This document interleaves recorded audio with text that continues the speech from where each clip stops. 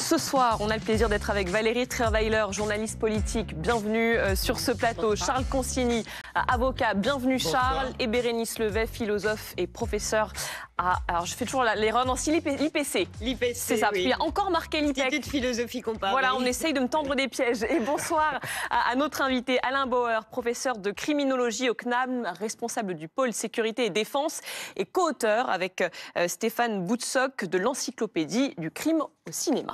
On en parlera et on le montrera d'ailleurs, ce livre passionnant. J'ai eu la chance d'avoir, il faut le dire, Stéphane Boutsock qui travaille dans la même radio que moi sur RTL. On en a fait le livre du jour et c'est un livre passionnant pour qui aime le cinéma et le crime et les affaires de crime à travers le cinéma. Mais justement, puisqu'on parle crime, parlons insécurité. Et est-ce que vous avez pu lire et consulter ce rapport vécu et ressenti en matière de sécurité, rapport que le ministère de l'Intérieur avait commandé à l'INSEE? Alors, c'est pas tout à fait un rapport et c'est pas tout à fait le ministère de l'Intérieur. En fait, depuis 1972, les Américains ont constaté qu'on avait un problème, un trou dans la raquette dans la connaissance des phénomènes criminels. D'abord, on a commencé à classer les condamnations, c'est-à-dire la partie purement judiciaire. Puis la police a commencé à dire ça serait bien de classer les interpellations, même quand elles ne débouchent pas sur une condamnation. Et en 70, les Américains se sont rendus compte qu'il y avait des tas de choses qui n'étaient ni déclarées ni constatées. La police ne les constatait pas, les victimes ne les déclaraient pas, notamment les violences intrafamiliales, les violences sexuelles, bref, tout ce qui est révélé aujourd'hui. Pas de plainte, quoi, en fait. On a inventé la victimation. C'est une enquête nationale qui relève du sondage immense. Et depuis 1972, les Américains ont un National Criminal Victimization Survey qui fait la différence entre ce qu'on sait, la plainte, et ce que les gens subissent, la victimation.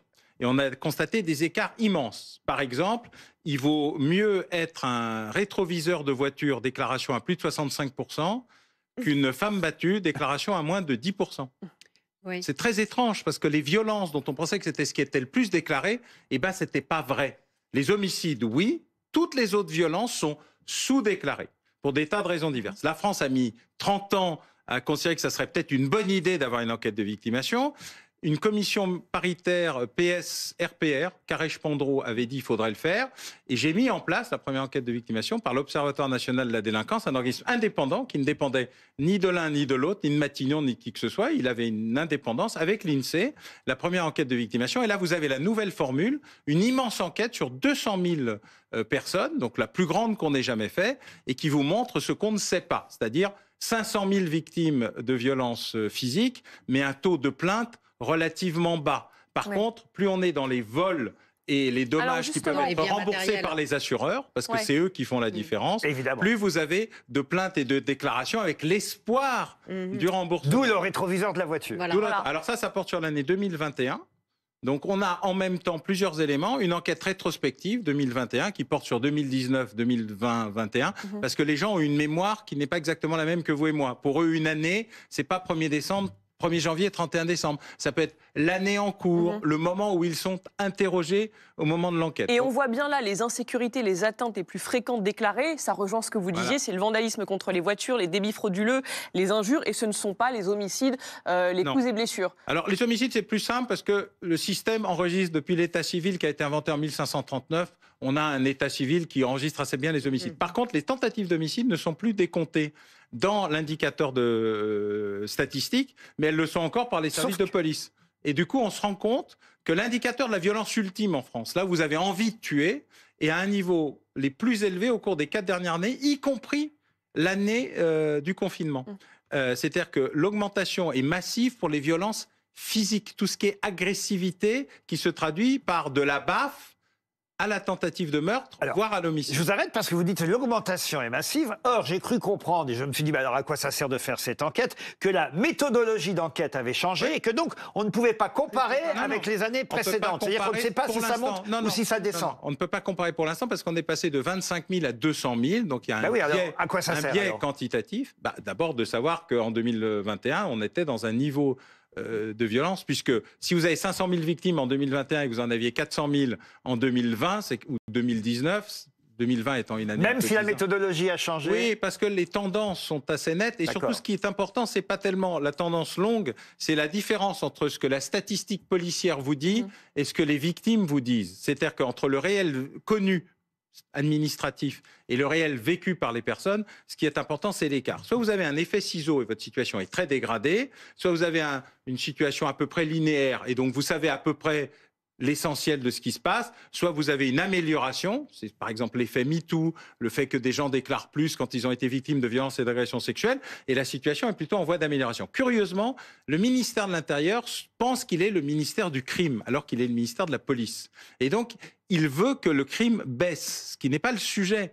Le sujet n'est pas que le crime baisse, c'est que la réponse publique au crime progresse. Et donc, le fait qu'il y ait une augmentation, par exemple, massive des victimes, notamment d'agressions sexuelles, si elle passait de 9% à 90%, les chiffres seraient horribles. Mais la réponse publique serait bien améliorée. Donc, il y a une espèce de diversion dans l'idée que tout doit baisser. En fait, pas du tout. Ce qu'on doit savoir, c'est l'essentiel. L'enquête de victimation est là pour ça. Et ce qu'il faut régler, c'est la réponse publique, l'accueil dans les commissariats, l'accueil social, le soutien aux personnes victimes. Je parle là essentiellement pour les femmes et les mineurs victimes. L'accueil des femmes battues. Vous avez un effet MeToo, vous avez un effet inceste qui est en train de se révéler. D'ailleurs, la commission sur l'inceste connaît aujourd'hui une crise assez importante puisque... Mais s'il y a un changement... Il y a un changement, mais c'est surtout l'État ne veut pas savoir parce que savoir oblige à faire. Donc le fait de moins savoir, d'ailleurs l'Observatoire de la délinquance a été dissous par l'ancien Premier ministre, sur le thème ça sert à rien et ça coûte un peu cher, sur le thème ça va nous permettre de ne plus savoir, donc de ne plus être obligé de répondre à la demande publique. Et en fait, les femmes par exemple, les enfants, la commission sur l'inceste, etc. ont contourné le blocage administratif en disant vous ne vous occupez pas de nous, on va le faire à votre place. Alors je vois nos trois équipiers s'agiter parce que forcément ils ont plein de questions à vous poser. Oui, Valérie Travail, sur les violences conjugales, moi c'est ce que j'ai trouvé de plus stupéfiant dans cette étude. Enfin, même si ça n'est pas une étude, mais seulement 14% des femmes qui sont victimes de violences conjugales portent plainte. Alors qu'on fait un travail énorme sur les violences faites aux femmes. On a mis un numéro en place, on a fait des tas de choses, il y a des campagnes d'information. Et comment se fait-il qu'on arrive à si peu de plaintes? Si peu de plaintes. Est-ce que c'est parce que les policiers ne sont toujours pas suffisamment formés? Quand une femme arrive en disant violence conjugale, donc là c'est à l'intérieur du couple, est-ce que la femme craint d'être rembarrée sur le thème écoutez, arrangez-vous avec votre mari et puis vous...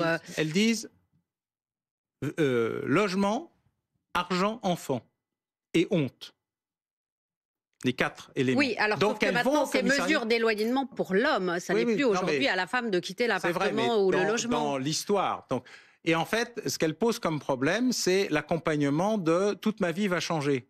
C'est bien d'être accompagné, mais qui paye le loyer si elle n'est pas en situation de... Qui gère... Donc ça, vous avez un premier problème qui est essentiel, c'est que le fait que la dénonciation, c'est bien. Et deuxièmement, il y a un mécanisme pervers dans le système policier français, enfin, pas des policiers, le système administratif, de la plainte administrative, c'est qu'entre la plainte et rien, il y a un truc qui s'appelle la main courante. Oui. Et beaucoup de femmes disent « Je veux pas qu'il y ait un effet pénal à ça, je veux que vous sachiez qu'il se passe quelque chose, mais attention... » Et puis c'est un avertissement, donné au compagnon ou au mari. N'apparaît pas dans la statistique administrative, par contre elle apparaît dans la statistique de la victimation. Donc vous avez un espèce de truc bizarre, il y a 1 million de mains courantes, dont une partie devrait être des délits ou des crimes parfois, qui sont mal classés, pas gérés, et souvent à la demande de la victime et pas à la demande des policiers ou des gendarmes. Donc il y a toute une série d'éducations très importantes pour pousser les femmes à porter plainte, mais en condition qu'elles aient confiance dans ce qui se passe après la plainte. Il n'y a pas suffisamment d'accompagnement. Exactement. Bérénice Levé, après Charles. Moi, en lisant le rapport, ou je ne sais pas exactement comment on l'appelle, l'enquête, ce qui m'a frappé, c'est le fait que les jeunes gens avaient davantage de crainte, se sentaient moins protégés.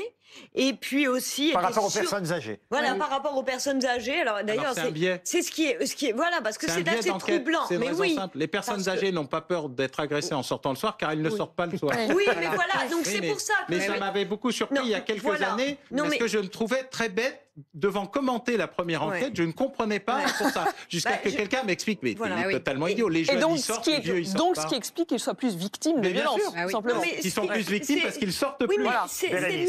C'est là que l'on se dit que cette enquête, elle est difficile à interpréter aussi parce qu'effectivement, quand on lit la partie sur les personnes âgées, elles ne craignent rien, elles ont le sentiment que la police les protège très bien. Or, quand on rencontre quand même les gens, la France réelle, c'est pas du tout ce qui ressort. Donc mais les personnes âgées ont plus peur pour leur bien que pour parce qu'on les cambriole plus. Voilà. Oui, mais on peut pas dire. C'est ce que dit l'enquête. Oui, mais voilà, c'est ce que dit l'enquête. C'est pas nécessairement ce que disent d'ordinaire les personnes âgées qui sont quand même dans une anxiété. Mais parce que c'est la même situation. Mais en fait, quand on leur demande est-ce que vous avez peur le soir en sortant, elles répondent non puisqu'elles ne sortent pas. C'est un biais d'interprétation. Donc on a mis un certain temps à comprendre le biais d'interprétation, parce que tout est vrai.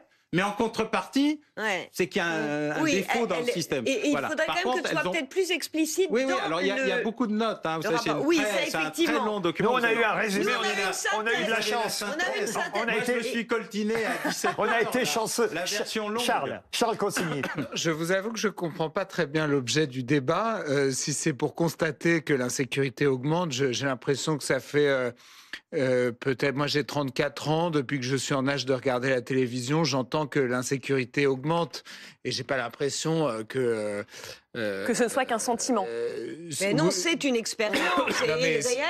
C'est sans doute vrai, mais bon, disons que je me méfie un peu des discours, des discours sur l'augmentation continuelle de l'insécurité, puisque c'est souvent pour nous vendre une société très très sécuritaire, et je constate qu'il y a plus beaucoup de garde-fous à ça, en fait. Il y a un tel fanatisme sécuritaire aujourd'hui que finalement toute mesure qui est prise au nom de la sécurité est acceptée.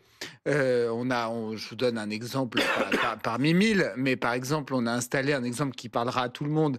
On a installé des portiques sur les quais des gares où les gens maintenant bipent leur billet avant de monter dans le train. Ça ne sert à rien, hein. Objectivement, c'est un truc de plus qui simplement embête tout le monde. Donc voilà, je me méfie un peu de ces discours, même si je suis certain que ce qui est rapporté dans ces rapports est vrai. Moi, je viens de comprendre ce que vous venez de dire. Parce que, excusez-moi, je ne dis pas ce qu'il vous a dit. Un exemple parmi 1000. C'est ça que vous avez dit. Vous avez compris, un exemple parmi 1000. Je me disais, mais qui est 1000 de qui il va nous parler? Et je me dis, mais je n'arrivais pas à vous suivre. Un exemple parmi 1000 exemples. Non, mais de beaucoup de sécurité. Si vous voulez, par exemple, un autre exemple, quand on est dans Paris, à vélo, en scooter, on est extrêmement fliqué, en réalité. C'est pareil, c'est au nom de la sécurité.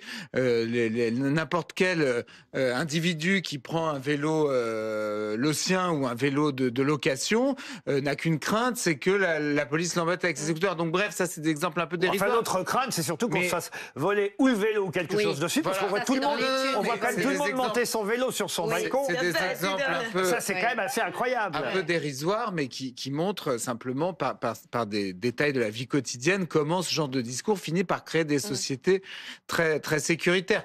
Moi, j'ai pas de questions particulières à poser. Je pense j'ai peut-être plutôt une confirmation à vous demander. Moi, je pense que l'insécurité aujourd'hui, elle est quand même très territorialisée, qu'elle dépend quand même beaucoup de l'endroit où vous vous trouvez. Je pense que si vous êtes à Paris 18, 19, 20e, vous avez quand même un peu plus d'insécurité qu'à Paris 7e ou que dans une campagne reculée. C'est de moins en moins vrai, non, quand même. Parce que les cambriolages ont lieu dans les arrondissements plus chics. On peut peut-être laisser monsieur l'insécurité du quotidien. Par exemple, une jeune femme qui a peur de rentrer toute seule dans la rue, elle aura quand même plus peur dans le quartier de la Goutte d'Or que rue de Grenelle.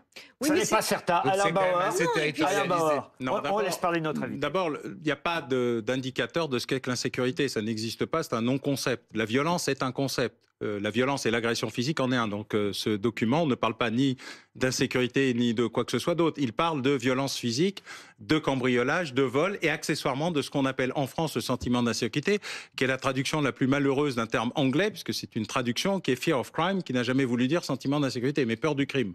Voilà, celui qui a fait cette traduction mérite un petit zéro pointé parce que la France est le pays de la novlangue où on ne veut jamais donner le nom des choses. Ça. Le deuxième élément, c'est qu'en matière de violence, quand vous avez une augmentation massive des violences, c'est-à-dire des agressions physiques, c'est une augmentation massive des agressions physiques. 50% en 10 ans. C'est pas un sujet parce que vous défendez aussi des parties civiles. Je pense que quand quelqu'un a été agressé et qu'il demande de justice, c'est qu'il existe. Quand vous avez une augmentation d'une telle ampleur, c'est qu'il s'est produit quelque chose. Alors ça s'est produit pour des tas de raisons. L'homicide est resté plutôt stable après une forte augmentation après 2015-2016 et n'est jamais redescendu. Jamais.